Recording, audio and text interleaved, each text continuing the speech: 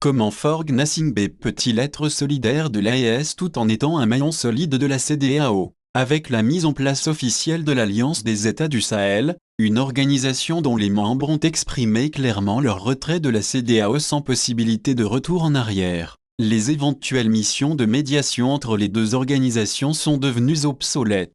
Pourtant, le chef de l'État togolais Forg Gnassingbé continue de se targuer d'un hypothétique statut de médiateur en ouvrant gracieusement les portes de son palais aux délégations de l'AES. Au dernier sommet de la CEDEAO en juillet 2024, en plus du président sénégalais, Bassirou Diomaye Faye, les chefs d'État togolais et béninois avaient été cooptés pour mener une médiation auprès des États dissidents que sont le Burkina Faso, le Mali et le Niger. Cette mission devient un véritable casse-tête chinois puisqu'à la veille de cette rencontre de l'organisation ouest-africaine, les 3 pays membres de l'AES ont tenu le premier sommet de l'Alliance. Ils ont par ailleurs réaffirmé leur volonté irréversible de prendre leur distance de l'organisation communautaire. Et c'est un secret de polichinelle qu'entre les deux organisations, ce n'est pas le grand amour. Pourtant le jeune doyen des chefs d'État de la CEDEAO, Forg Gnassingbé, qui n'a jamais soutenu les positions claires et radicales de l'organisation à l'égard des putschistes maliens,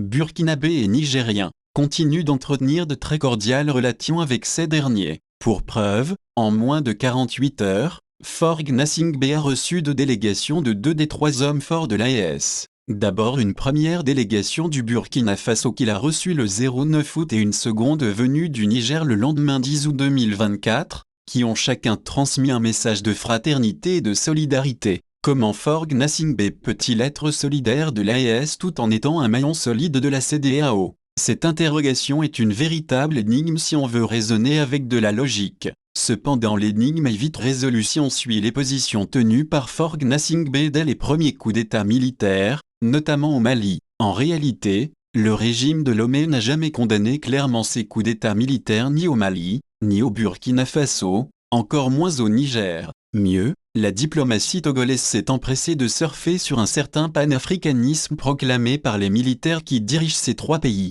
Pour être on ne peut plus clair, le chef de l'État togolais a été et demeure la voix dissonante au sein de la CEDEAO au moment où l'organisation tenait une position ferme, et au moment où la CEDEAO a pensé pouvoir compter Forg Gnassingbé pour amener les 3 États dissidents au bercail, aucun résultat probant n'est sorti. Somme toute, entre l'AES qui relègue au calendrier grec les questions de démocratie et la CEDEAO qui tente de questionner les polémiques liées aux limitations de mandat présidentiel, Forg Gnassingbé révèle peu à peu son choix. Point n'est besoin de rappeler que depuis son accession au pouvoir en 2005, le fils de feu Yadema Gnassingbé multiplie les stratégies pour ne jamais quitter le pouvoir.